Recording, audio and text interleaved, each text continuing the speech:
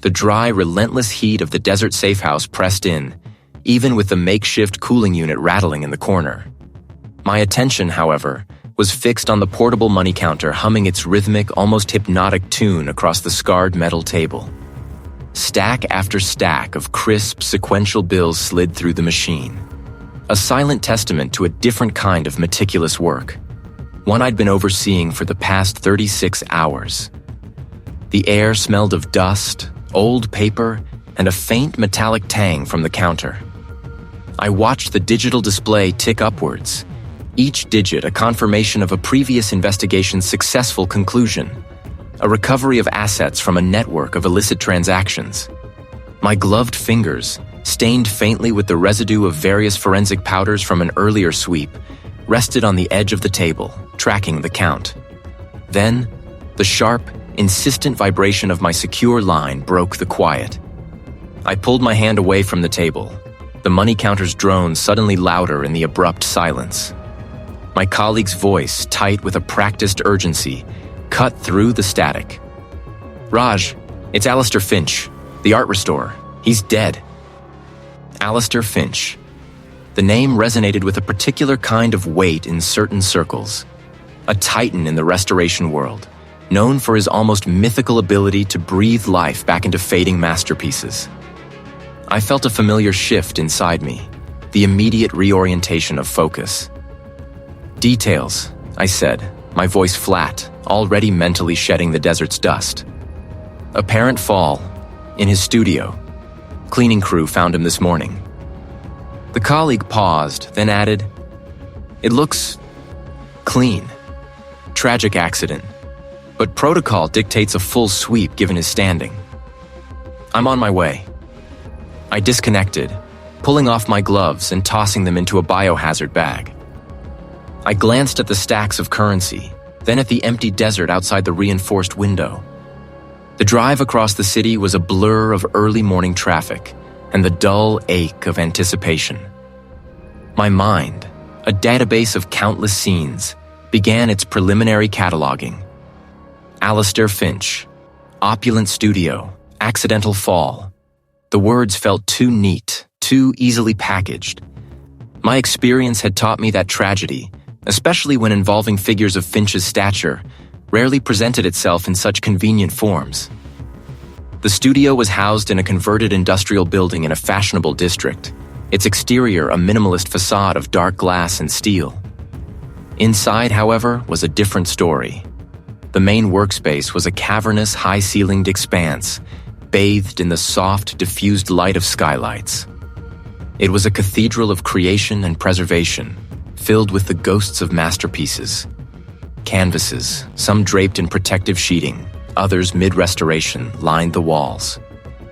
Easels stood like silent sentinels, brushes arrayed with surgical precision on nearby tables. The air was thick with the faint, complex aroma of linseed oil, turpentine, and aged canvas, a scent that always spoke to me of both beauty and decay.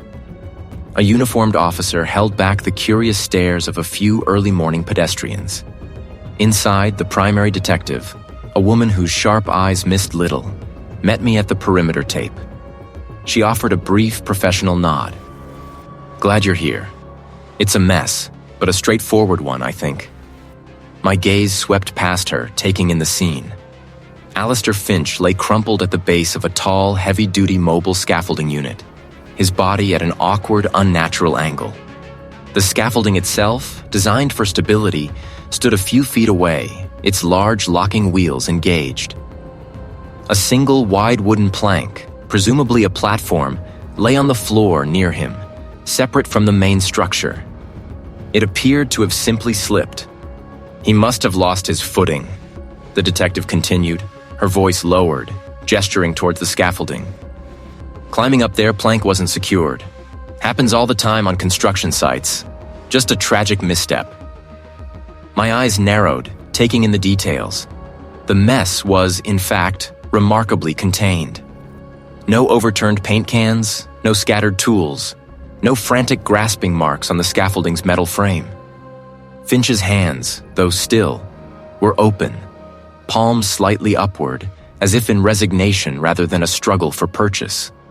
His expensive Italian leather loafers were still on his feet, unmarred.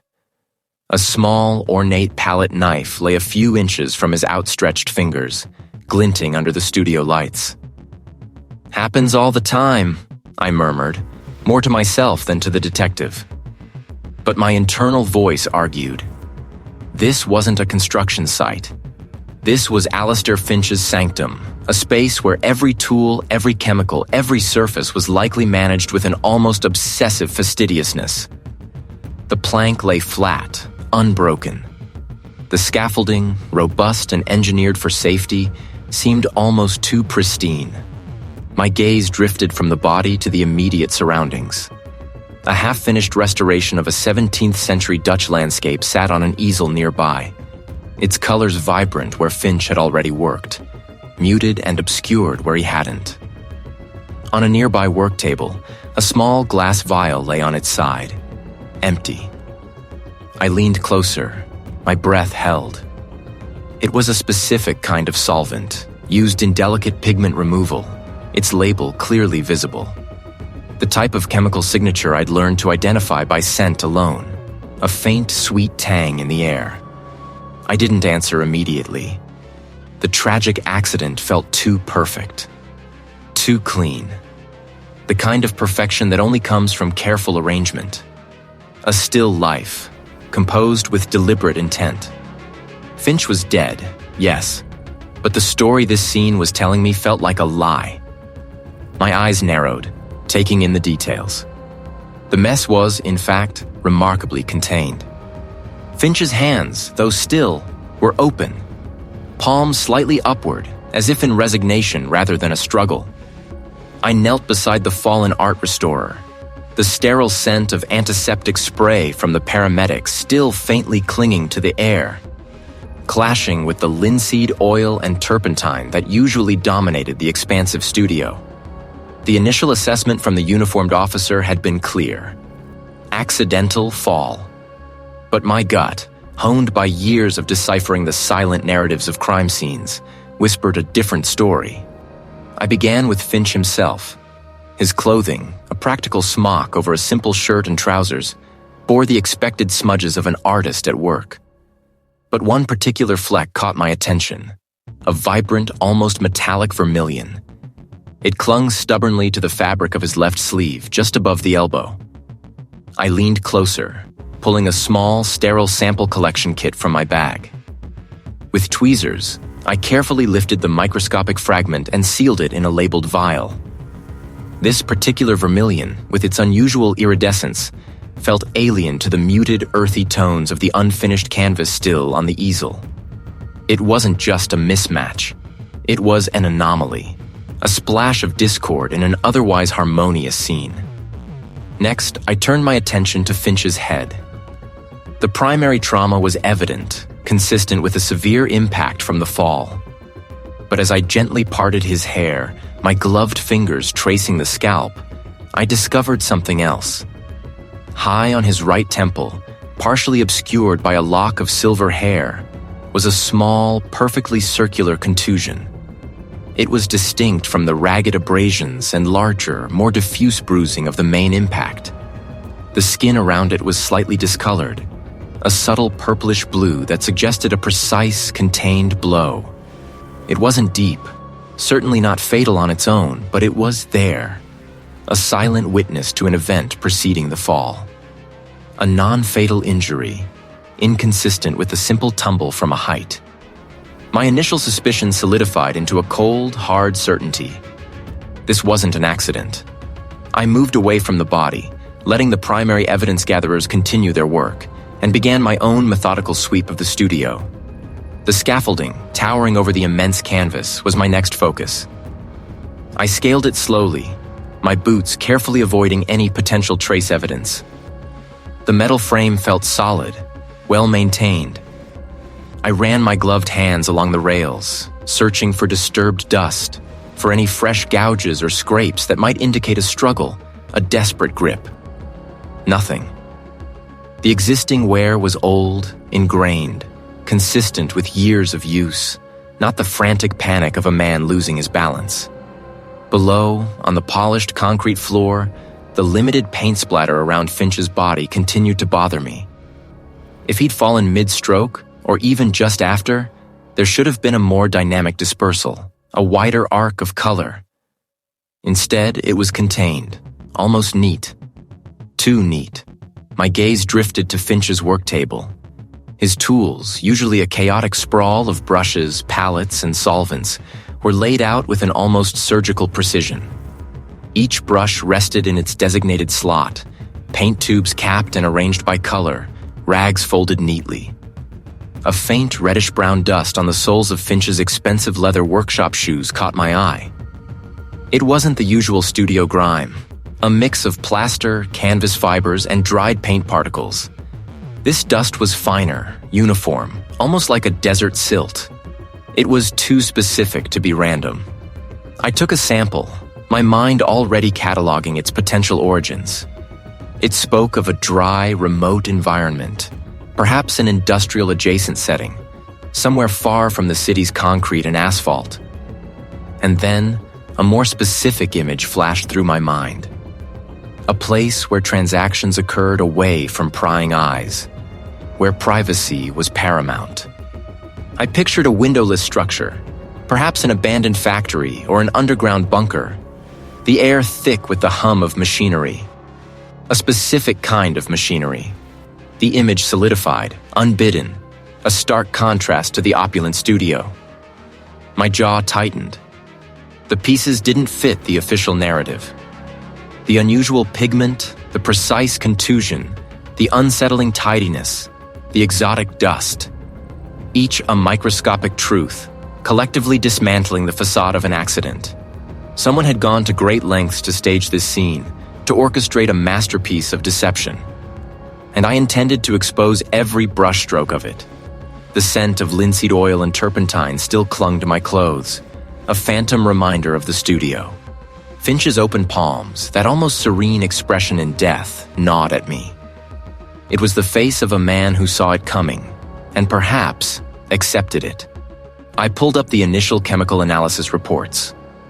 One not typically used in delicate art restoration, at least not in the quantities indicated. My fingers danced across the keyboard, cross-referencing the solvent with known restoration techniques and controversies. Finch, I quickly discovered, was no stranger to controversy. The academic journals and art world forums were rife with discussions, some scathing, about his radical approach to conservation. He championed a method he called aggressive rejuvenation, which involved the use of highly potent, often corrosive solvents to strip away layers of old varnish and previous restorations. Critics argued he wasn't restoring art. He was recreating it, sometimes erasing the very history he claimed to preserve. A particularly notorious incident involved a minor Flemish portrait that, under Finch's care, lost significant original glazing, leading to a public outcry and a permanent rift with several prominent art historians. The deeper I dug, the clearer the picture became. This aggressive approach, I noted, mirrored the unusual chemical signature I'd found. Could his own methods have been turned against him? Then I found it. The falling out. It was well documented, a bitter public spat that had rocked the art world a decade prior. Finch's former apprentice, a brilliant but notoriously temperamental restorer, had publicly denounced him.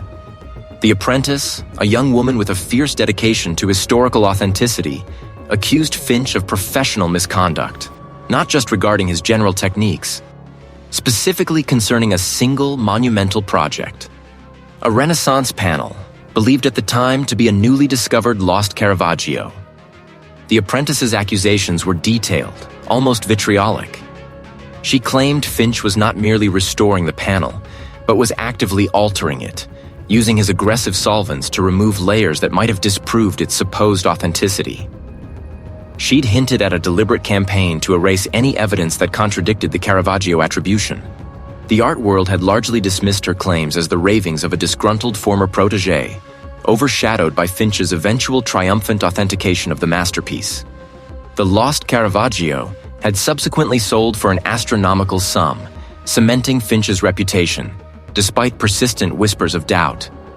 The apprentice, after her public accusations, had vanished from the professional art scene entirely. My eyes narrowed. A former apprentice publicly accusing Finch of fabricating evidence to authenticate a multi-million-dollar artwork, then disappearing? This wasn't just professional jealousy. It was a potential motive, cold and clear as the desert night. I needed to find this apprentice. He was the key. I sifted through old legal records, archived emails, anything that might give me a lead on her whereabouts. But then, an obscure memorandum surfaced from a defunct shell corporation involved in the sale of the lost Caravaggio. It wasn't much. Just a coded reference to consultation fees paid out, far exceeding any standard rates to an unnamed third party, around the same time the apprentice had made her accusations. The payments were structured to be untraceable, routed through a labyrinth of offshore accounts. But my forensic tools could sometimes cut through that digital fog. I spent the next several hours chasing the ghosts of those transactions, following the faint digital breadcrumbs across continents and through layers of corporate obfuscation. It was tedious, painstaking work, but the determination burned in me. Finch's death, those open hands, the calculated mess, none of it was accidental. Finally, a breakthrough. A single dormant IP address linked to one of the shell companies briefly pinged a remote server. I triangulated its physical location. It was far from any major city, deep in the arid expanse of the western desert. The sun beat down on the windshield as I drove, miles of red rock and scrub brush blurring past. My internal compass was screaming, but I pushed on. The address, a set of coordinates really, led me down a dusty, unpaved track, winding through a desolate landscape. The air shimmered with heat. Then, through the haze, I saw it. A low-slung, nondescript building, painted a faded tan that blended almost perfectly with the surrounding terrain. No windows visible from my vantage point, just a heavy, reinforced door. The sound, faint but unmistakable, carried on the still air, a rhythmic whir-click, like a heartbeat of pure avarice. My jaw tightened. Finch's death wasn't just about art. It was about a fortune, built on a lie, and someone was still counting the spoils. The apprentice's accusations still echoed in my mind, a discordant note against the official narrative of Finch's demise. She claimed Finch wasn't merely restoring the ancient panel, but actively altering it, scrubbing away layers that might have exposed its true origins. A deliberate campaign to erase evidence, she'd said. Evidence of what, exactly? My next step was clear. Find the apprentice. Finch's records, meticulously kept despite his chaotic genius, listed her as Clara Bellwether, a name that now carried a weight far heavier than mere professional disagreement. A public feud, a damaged painting, and now the unsettling whisper of deliberate alteration. It was too much to ignore. The journey took me away from the city's dense grid, out into the sprawling, sun-baked landscape that bordered the metropolis.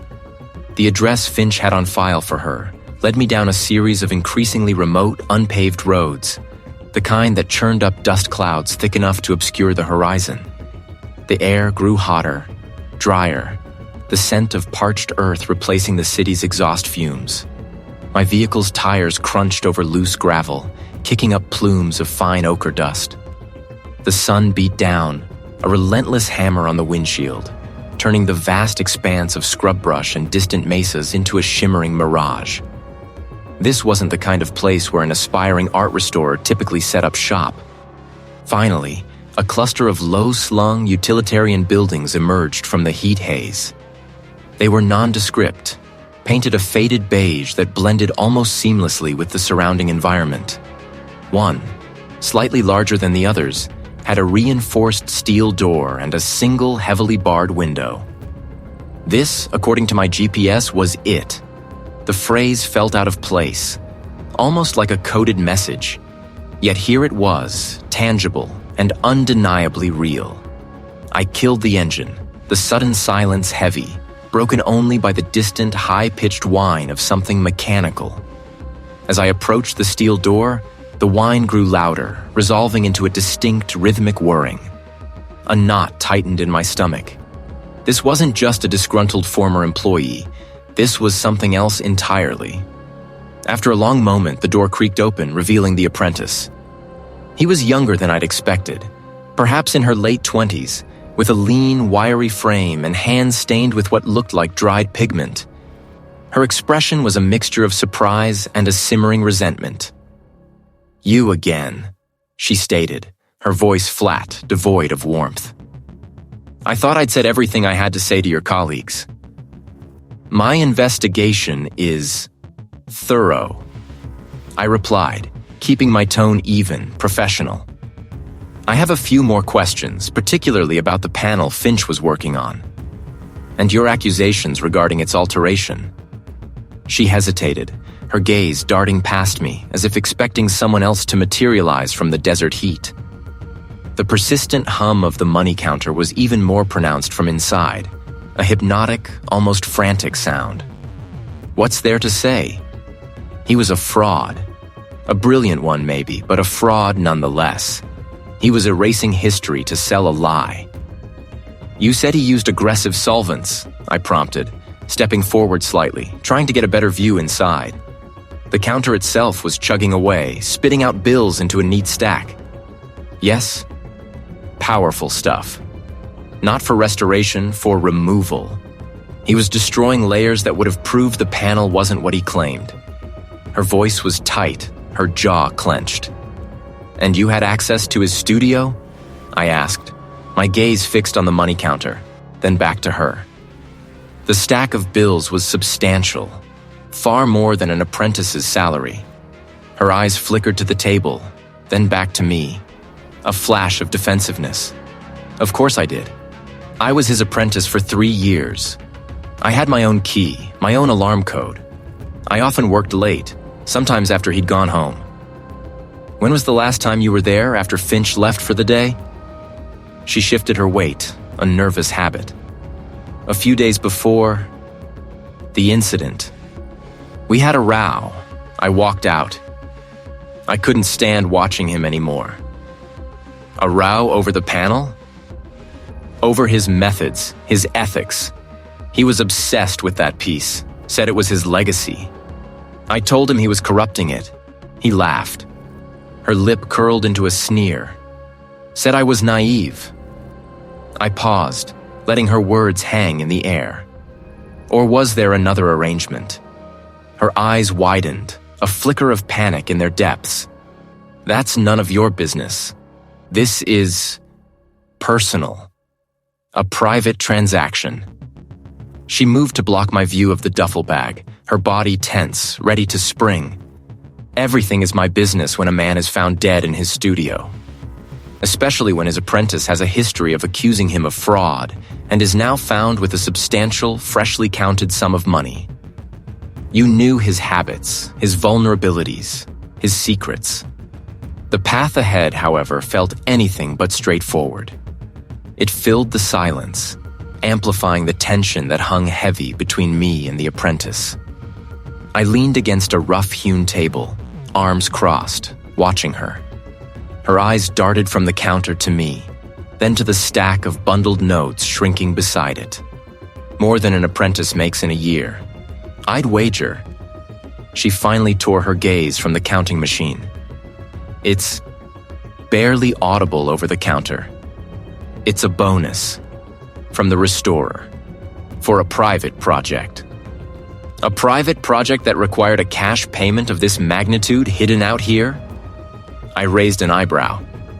And the restorer, your mentor, is now dead. Convenient, wouldn't you say? No one to corroborate your story. Her jaw tightened. You think I killed him? For this? That's absurd. I admired him. The counter beeped, signaling the end of a stack, and she flinched, as if the sound itself was a judgment. Admiration and resentment often share a border, I countered, pushing off the table. And let's not forget the paint, the unique pigment found on the restorer's clothes. You were in the studio working with him, weren't you? with access to his entire collection of materials. Her eyes widened, a fresh wave of fear washing over her features. I was. But that doesn't mean anything. We all use the same pigments. Did you? I pressed. Or did he have something special, something rare that only he touched? Something that perhaps you might have wanted for yourself, or seen as a means to an end? The air thickened, charged with her unspoken fear and my growing suspicion. She opened her mouth to speak, but no words came out. It was a substantial sum, far too much for a bonus. Just as I was about to push further, my secure communicator buzzed, a low vibration against my hip. I hesitated, reluctant to break the moment, but the caller ID flashed the name of my lead forensic colleague. This wasn't a casual call. I stepped away from the apprentice, pulling the device from my pocket. "Sharma," I answered, my eyes still on her, watching her every micro-expression. "Raj, we've got something." The colleague's voice crackled through the earpiece, urgent and devoid of pleasantries. "The pigment from the restorer's clothing.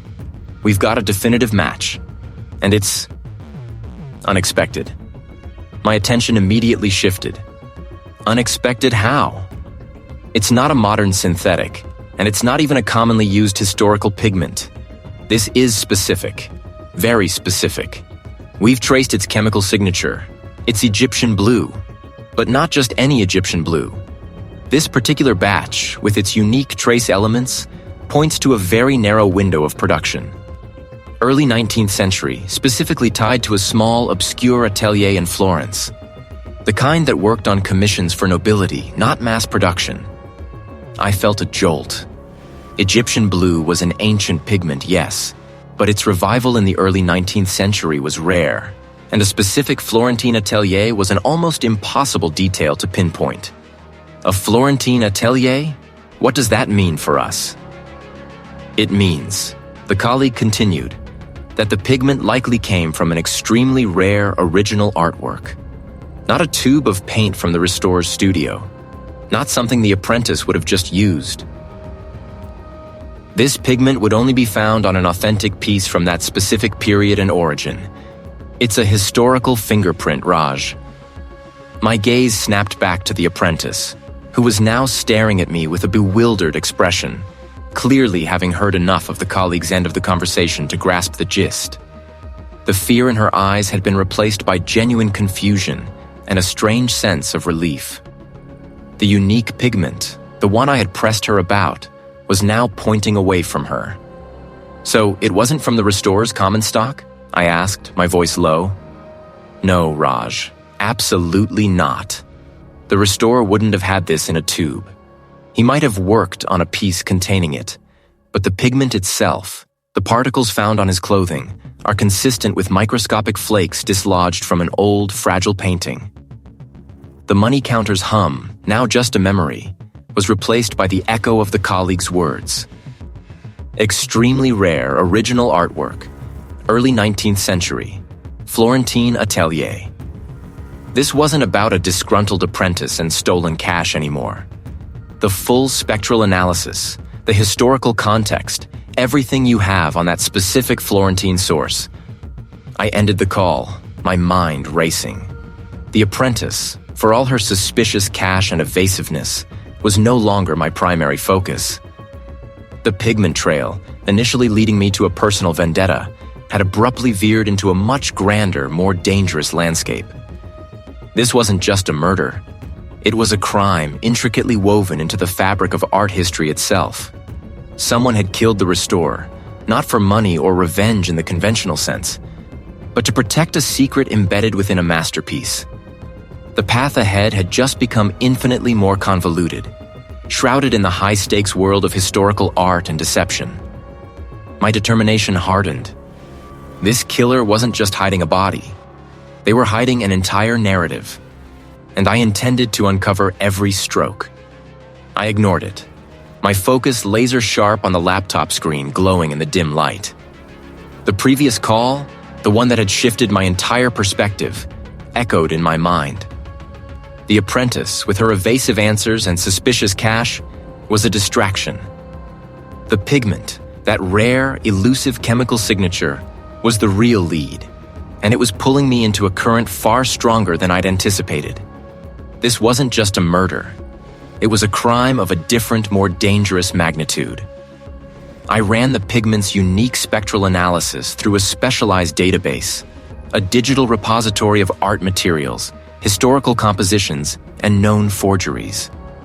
The search parameters were tight: pigment composition, trace elements, degradation patterns. The system churned, processing billions of data points, its internal fans whirring a counterpoint to the money counter's thrum. My fingers hovered over the keyboard, a nervous energy building in my chest.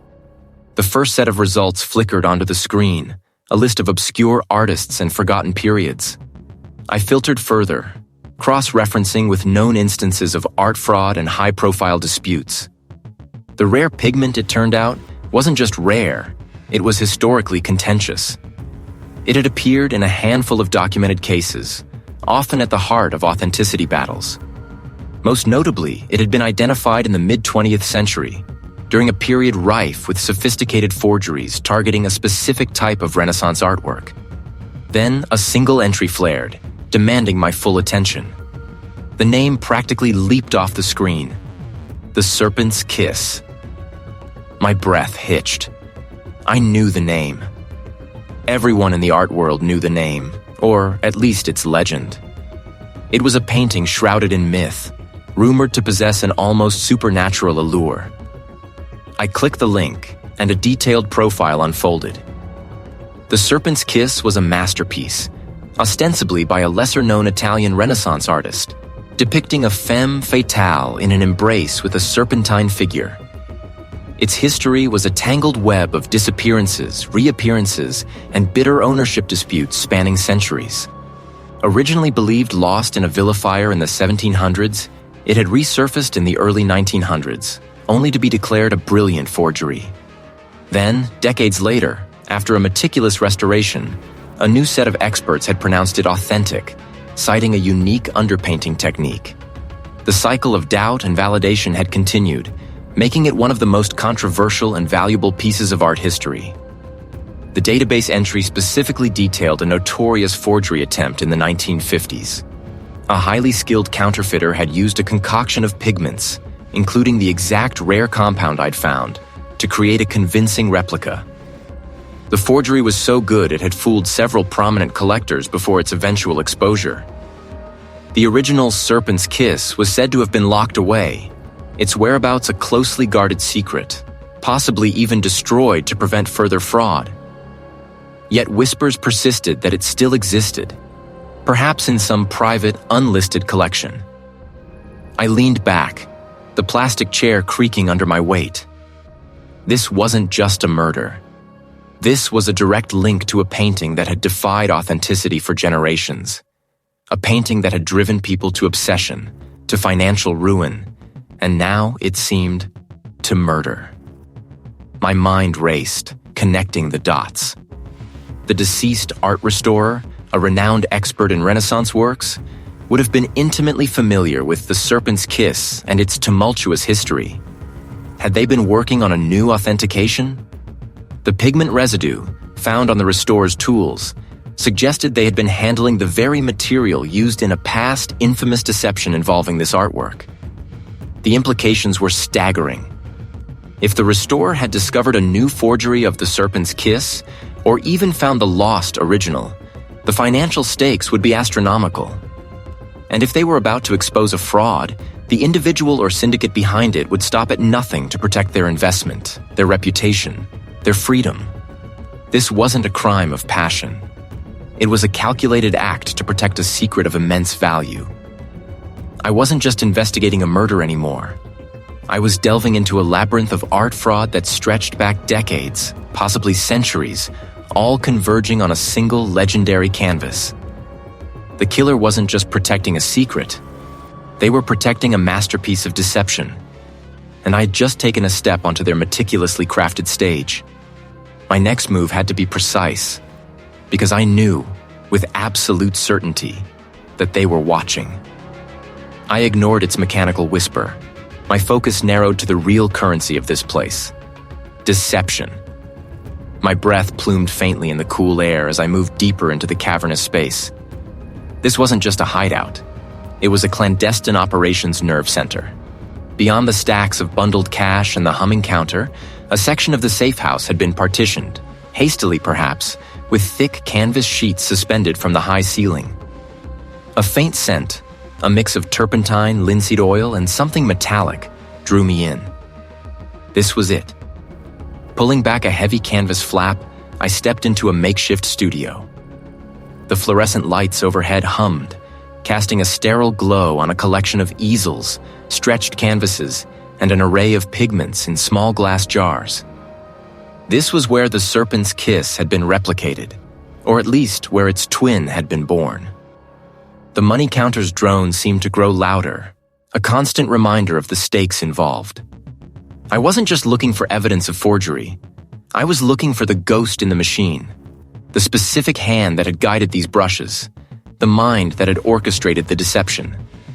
My portable forensic kit, a compact marvel of miniaturized technology, was quickly deployed on a cleared workbench. I began with the most obvious leads, the brushes first. Each was meticulously cleaned, but under my high magnification stereo microscope, I found microscopic paint residue embedded deep in the bristles. I carefully collected samples from a half-dozen brushes, storing them in sterile vials. Different pigments, different strokes, different intentions. Next, the pigments themselves. The jars were unlabeled, but the colors were vibrant, modern.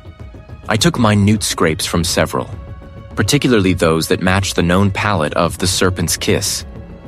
The real breakthrough, I knew, would lie in the subtle chemistry, not just the visible artistry. I turned my attention to a small, unassuming bottle tucked away behind a stack of canvases. No label. This caught my attention immediately. Genuine art restorers use specific, well-documented varnishes and aging agents. An unmarked, homemade concoction was a red flag the size of a billboard. Using a fine pipette, I extracted a tiny sample of the liquid. Back at my portable lab, I prepared it for gas chromatography mass spectrometry. The machine whirred to life, its internal mechanisms a symphony of precise movements. While it ran, I examined the unfinished canvas. It was prepped with a gesso layer, but beneath that, I could discern faint pencil lines. Not the bold, confident underdrawings of a master, but hesitant, almost timid outlines. A copyist's hand, unsure of its own authority. My attention was drawn to a faint, almost invisible scratch on the wooden stretcher bar of the blank canvas. It wasn't a natural imperfection in the wood. Under the stereo microscope, the mark resolved into a shallow, distinctive groove, clearly made by a tool. I carefully made a silicone cast of the impression. It was a unique signature, not of a brush, but of a specific, perhaps modified implement. The GCMS results pinged, signaling completion. I pulled up the spectral data on the compact screen. My eyes scanned the complex graphs, searching for anomalies, for anything that deviated from standard art materials. And then I saw it. A series of peaks, distinct and pronounced, indicating the presence of a synthetic polymer not commonly found in traditional varnishes or aging agents. It was a complex organic compound, designed to accelerate the drying process and mimic the fine craquelure of aged paint, but its chemical structure was undeniably modern. It was a sophisticated, custom-formulated agent. This wasn't just a forgery. It was a forgery with a chemical fingerprint. I cross-referenced the compound's signature against known databases. Nothing identical. This was bespoke, a specific blend, tailored for a specific purpose, likely by someone with a deep understanding of organic chemistry and art materials. It was the killer's personal signature, etched not in blood, but in the very fabric of their deception. The unusual drying agent, the hesitant underdrawings, and now the faint tool mark on the stretcher bar. The mark, I realized, was likely from a custom-made tool used to stretch or prepare the canvas. A personal touch, an identifier. The forger wasn't just painting. They were engineering age. The subtle discrepancies in the original serpent's kiss that had first alerted me, the slightly too perfect craquelure, the unusual luminosity in certain areas, suddenly made sense. They were the result of this precise chemical cocktail. This wasn't just a random forger. This was someone with the resources, the knowledge, and the audacity to create a unique chemical signature for their work. And they were bold enough to use it repeatedly. The killer hadn't just murdered an art restorer, they had murdered authenticity itself. And I now had their calling card. My gloved fingers brushed across the last stack of crisp $100 bills, the faint scent of ozone and paper lingering. The paper trail I'd pieced together, painstakingly linking shell corporations and offshore accounts, had led me directly to Elias Vance. Vance. A name whispered in hushed tones among the ultra-wealthy, a reclusive titan of industry who had transitioned from oil to art, accumulating a collection rumored to rival small national galleries. He was known for his uncompromising eye, his ruthless acquisition strategies, and his impenetrable privacy. Finch, the deceased art restorer, had been working on a piece for Vance, a version of The Serpent's Kiss, the same painting that was at the heart of my investigation, the one with the anomalous pigment signature. My internal clock was ticking, a relentless countdown. The evidence in Finch's studio, the specific tool marks, the unique chemical traces, the subtle discrepancies in paint residue, all pointed to a meticulous premeditated act, not an accident. The desert safehouse, with its stacks of cash and burner phones, screamed of deeper, dirtier secrets. Vance was the nexus, the point where Finch's legitimate work intersected with something far more sinister. I packed away my kit, the silence of the safehouse pressing in once the money counter was switched off. The journey to Vance's estate was a blur of desert highway, my mind replaying every detail, every potential angle. His property, an architectural marvel carved into a secluded canyon rim, was a fortress of glass and reinforced concrete. Getting past the layers of security was less about brute force and more about strategic leverage. A carefully worded call to a contact in the art insurance fraud division, hinting at irregularities in a high-value collection, had opened the first door. A stern-faced security chief, built like a granite statue, met me at the perimeter gate. "The owner is not expecting you, Investigator Sharma," he stated, his voice flat. "He will be," I replied, my gaze steady. "I'm here regarding the late Ms. Finch and a specific piece of art in Mr. Vance's collection." After a tense, protracted wait in a minimalist antechamber, I was finally ushered into a sprawling gallery space. The air here was cool, filtered, and smelled faintly of old canvas and polished wood. Sunlight, diffused through strategically placed skylights, illuminated a breathtaking array of masterpieces. Elias Vance stood before a large canvas, his back to me, his posture ramrod straight. He was a man of medium height, impeccably dressed, with silver hair combed back from a sharp, intelligent face. "Investigator Sharma," he said, turning slowly. "Vance," I responded, meeting his gaze. "My investigation into Ms. Finch's death is a matter of public safety, not convenience." He gestured vaguely at the painting he'd been admiring. A new acquisition, a rather rare early Venetian, untouched by modern hands, thankfully. He turned fully, his expression unreadable. "What precisely brings you to my home, unannounced, regarding a tragic accident?" "It wasn't an accident, Mr. Vance," I stated, letting the words hang in the air. "Ms. Finch was murdered. And I believe it has something to do with a painting he was working on for you. The Serpent's Kiss." Vance's composure barely flickered, a testament to years of practiced control. "That particular piece has been in my collection for decades. A stunning example of the Renaissance master's work. Ms. Finch merely performed routine conservation, a cleaning, a minor varnish renewal, nothing more." "My findings suggest otherwise," I pressed. "The chemical signature of certain pigments found at Ms. Finch's studio, alongside specific tool marks, indicate he was not simply cleaning. He was restoring, yes, but also discovering something significant about the serpent's kiss. His eyes narrowed, a subtle tightening around his mouth. Are you implying my painting is not genuine? The question was delivered with icy calm, but the underlying threat was unmistakable. This was not merely about art. It was about his legacy, his reputation, his immense fortune. I'm implying Ms. Finch uncovered something that someone was willing to kill to keep quiet, I clarified. And that someone may have had dealings with you, or perhaps even resides in your orbit. Vance walked slowly towards a marble plinth displaying a small, ancient bronze sculpture. Ms. Finch was a professional, discreet. He would have reported any discovery to me, her client. She did not. Therefore, there was nothing to report.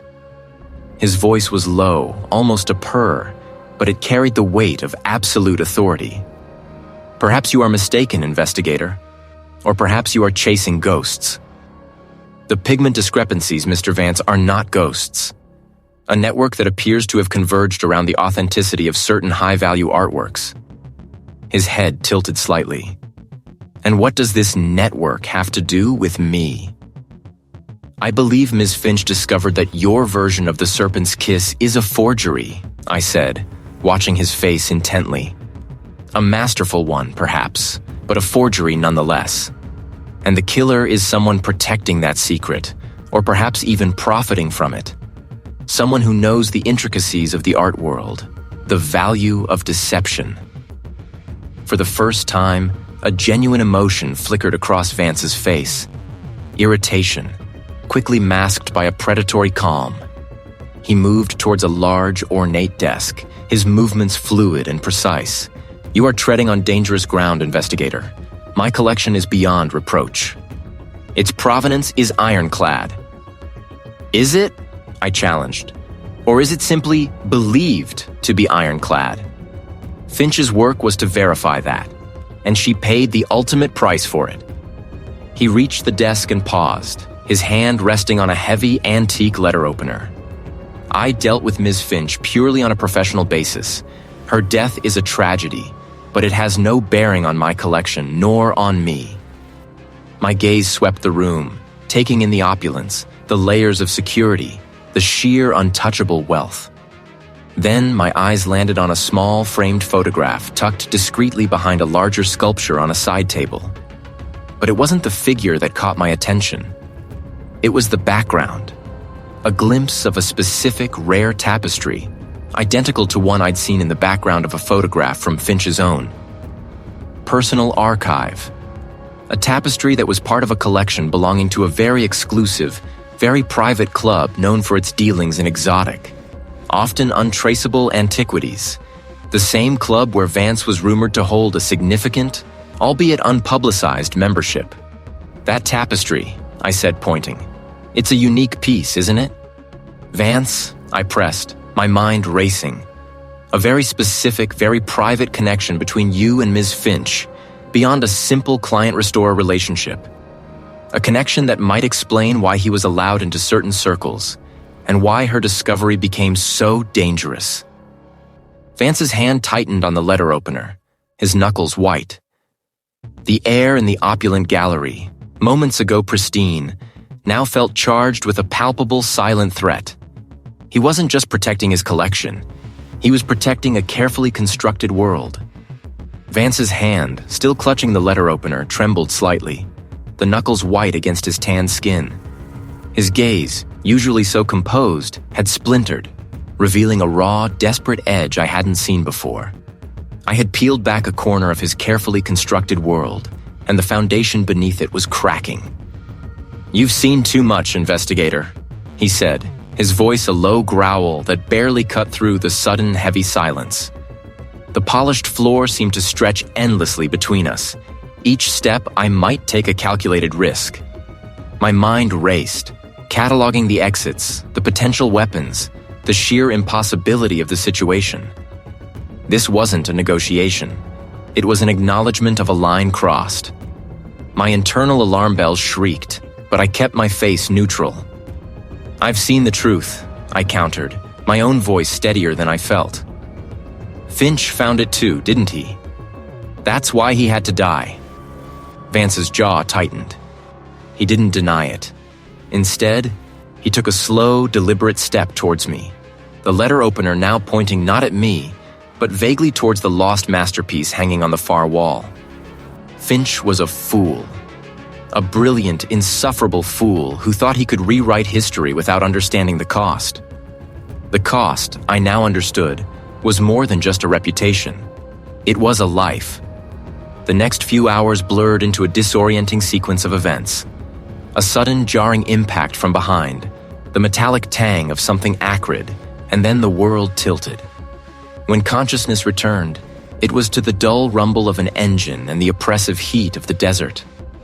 My wrists were bound, my phone gone, my forensic kit a distant memory. I was no longer an investigator. I was a captive. The vehicle eventually shuddered to a halt. When the rear door opened, the blinding glare of the afternoon sun forced my eyes shut.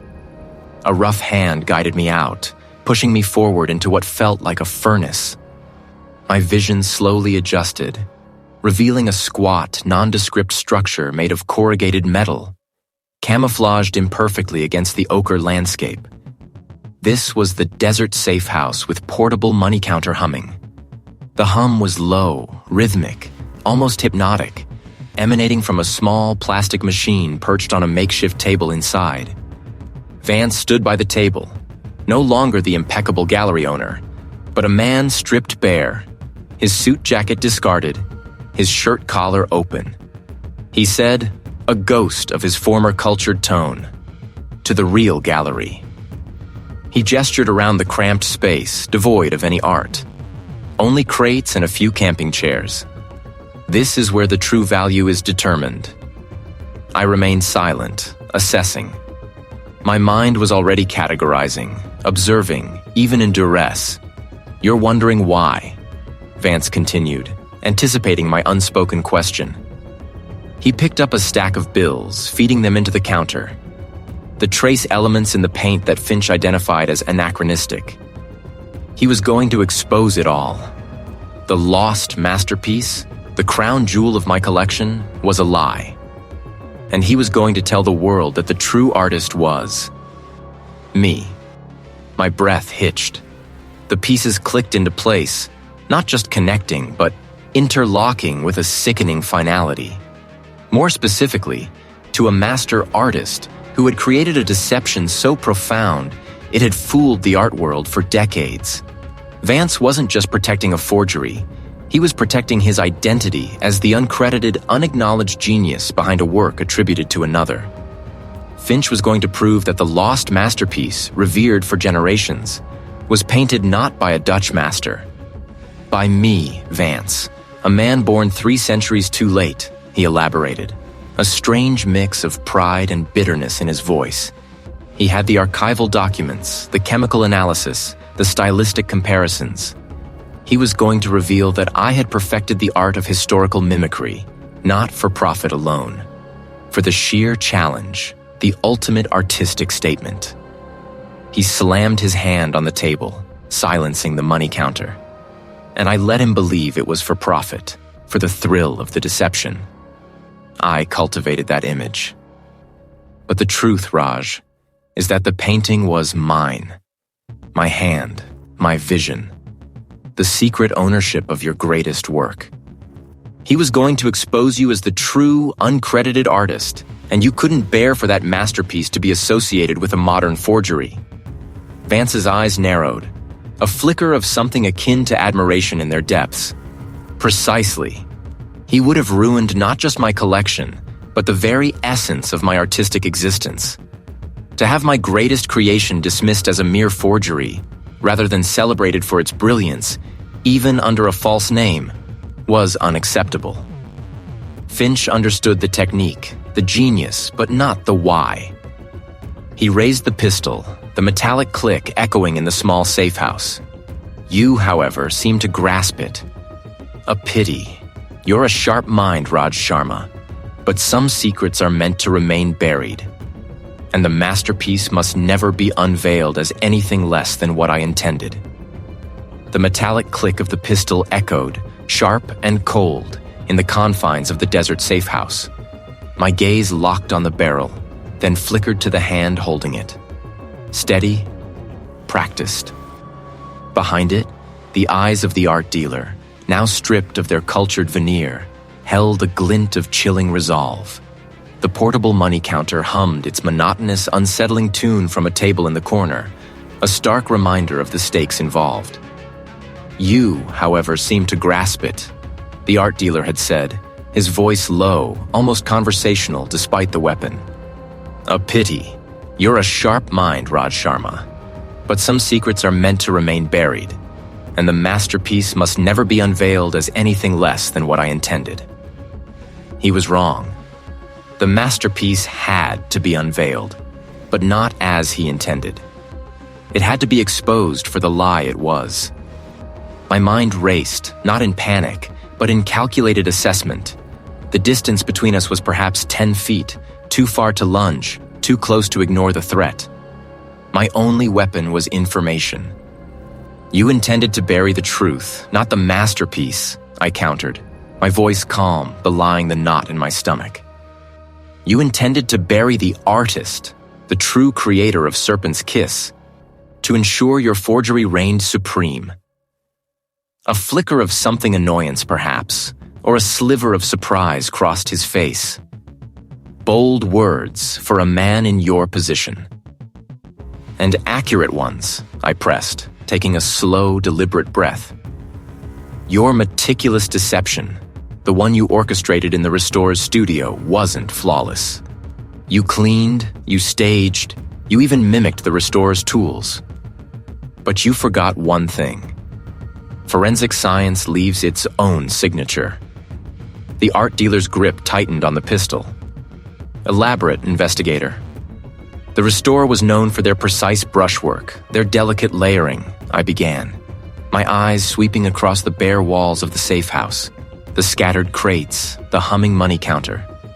But the paint residue on the Restorer's smock, the one you so carefully placed, told a different story. It contained microscopic particles of a pigment that the Restorer hadn't touched in years, a specific cadmium red reserved for the Serpent's Kiss project. But not their cadmium red. It was yours. A slightly different batch, a minute variation in particle size, detectable only under high magnification. He scoffed, but a vein pulsed faintly at his temple. Coincidence? No, evidence, I corrected, pushing forward. And the tool marks. You used the Restorer's palette knife to inflict the fatal blow. A clever touch. But the angle of the bevel, the microscopic striations left on the bone, didn't match the wear patterns on that specific knife for the Restorer's usual hand. It matched your grip, your dominant hand's angle of attack. I compared it to the marks on the canvas stretcher from the partially completed forgery in your hidden workshop, the one I found after tracing the unique chemical signature. That hit him. The amusement vanished, replaced by a flash of genuine anger. My workshop? That's where your masterpiece of deception truly unraveled. The true Serpent's Kiss used a specific historical varnish, one the Restorer had painstakingly analyzed and documented. Your forgery, however, despite your best efforts, contained a synthetic polymer, a modern additive designed to speed drying time and enhance gloss. It was a trade secret, wasn't it? Your personal touch. Invisible to the naked eye, but under gas chromatography mass spectrometry, it screamed modern fraud. The art dealer's face hardened, his lips thinning. The gun didn't waver, but his body language shifted, becoming more coiled, less assured. You tried to recreate the Restorer's style, their hand, but you couldn't replicate their process, I continued, pressing my advantage. The true Serpent's Kiss had layers of glazes built up over months, even years. Your version, the one you attempted to pass off as the original, showed evidence of rapid drying and rushed application. The micro cracks, the surface tension. They were all wrong for a painting of that era, and certainly wrong for the Restorer's known techniques. He let out a short, harsh laugh. You speak of cracks and polymers. I speak of legacy, of beauty. You think your microscopic dust motes can undo a lifetime of work? They can expose a lifetime of lies, I retorted. The restorer discovered your forgery. They saw the modern polymer, the rushed brushwork, the telltale signs. They confronted you, and in that confrontation, in a moment of panic and desperation to protect your grand deception, you struck them down.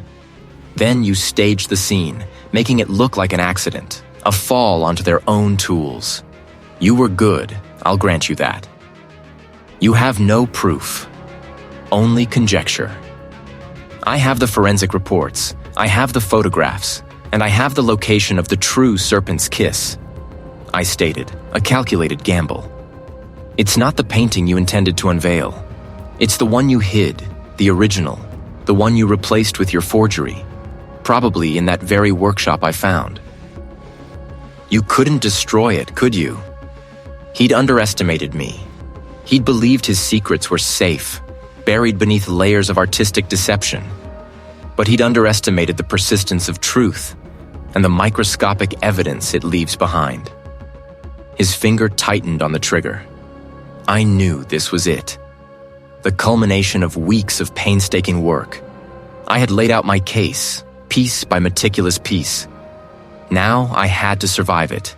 The pistol, a heavy blued steel object, seemed to fill my vision. Its muzzle, a dark eye fixed on my chest.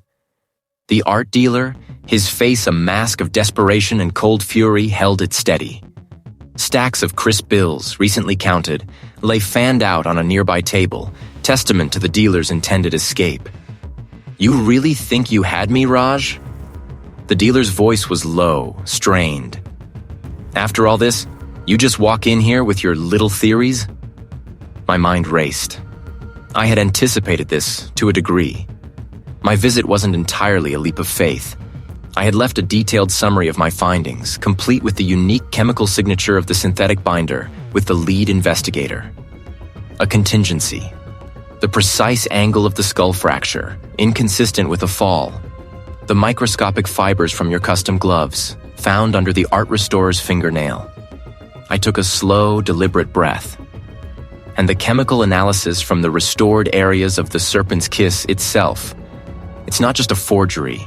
It's a modern creation, expertly aged. A flicker of something fear, perhaps, or a grudging respect crossed the dealer's face. This painting, it was everything. A legend. And the art restorer was about to expose it all. The art restorer discovered that the serpent's kiss wasn't a rediscovered masterpiece, but a meticulously crafted modern fake, I stated, pushing my advantage, even with the gun trained on me. They found the anachronistic binder. They understood the implications. You couldn't let that secret out. Not with the millions you'd already secured, or were about to secure, from its sale. The dealer's jaw tightened. It was going to ruin everything. My reputation. My life's work. It was a perfect forgery, Raj. A masterpiece of deception. No one would have known if not for that meddling restorer. No one would have known until I looked closer, I corrected, my gaze unwavering. The pressure points on the canvas frame that didn't match the original stretcher. The minute, almost invisible, specks of modern dust trapped beneath the surface varnish. Details only visible under extreme magnification. Details that told a story you tried to bury. A sudden, sharp rapping echoed from the exterior door of the safehouse, cutting through the money counter's drone. It was firm, insistent. The dealer flinched, his eyes darting towards the sound, his grip on the pistol wavering for a fraction of a second. That was all I needed. My training kicked in. I didn't lunge. I didn't shout. Instead, I took a small, almost imperceptible step back, angling my body, making myself less of a target, while simultaneously using the brief distraction to assess the distance to a heavy, ornate wooden chest near the wall. My move was subtle, a shift in weight rather than an overt action. The dealer, still caught between the threat outside and the one I represented, hesitated. The rapping came again, louder this time, accompanied by a muffled shout. "Open up! Police!" The dealer's eyes widened in panic. His focus shattered. He swung the pistol wildly toward the door, a desperate, futile gesture. In that instant, I moved. Not for the chest, but straight for him. My hand shot out, not to disarm, but to disrupt. I grabbed his wrist, twisting it sharply. The pistol clattered to the concrete floor with a deafening clang. He roared, lunging at me, but I was already leveraging his momentum, twisting his arm behind his back. The next few seconds were a blur of grappling, grunts, and the frantic scrabbling of feet. He was surprisingly strong, fueled by adrenaline and desperation, but I had the element of surprise and the advantage of knowing he was cornered. Just as the exterior door burst open, revealing the lead investigator and 2 uniformed officers, I had the dealer pinned against the wall, his breath coming in ragged gasps. The investigator took in the scene. The scattered bills, the dealer's contorted face, the pistol on the floor, and nodded grimly. "Good work, Raj," the investigator said, a hint of relief in his voice. "We got your message." Hours later, the desert safehouse was a hive of activity. Evidence technicians meticulously documented everything. The dealer, now handcuffed and subdued, was being led away. The portable money counter, silent now, sat forlornly on the table next to the stacks of confiscated cash. I stood by the window, watching the last of the desert light fade into a bruised purple horizon. The truth about the serpent's kiss would now be public. Not a lost masterpiece, but a testament to human greed and artistic prowess, twisted into deception. The art restore's death, no longer an accident, would be justice served. The allure of art, I mused, was powerful. It could inspire, elevate, transcend. But it could also corrupt, becoming a vessel for avarice and deceit. The dealer had been so consumed by the illusion he had helped create that he would kill to protect it. He saw the art restorer as a threat to his carefully constructed reality. A reality built on a lie. My job, my dedication, wasn't to judge the art itself, but to dissect the unseen, the overlooked. To find the story hidden beneath the surface, in the residue, the fibers, the subtle chemical traces. To speak for those who could no longer speak, and to expose the truth, no matter how deeply buried or artfully concealed. The afterimage of the desert sunset, painting the sky with fiery strokes, reminded me that even the most beautiful facade could hide a stark, unforgiving reality. And it was my purpose to illuminate it.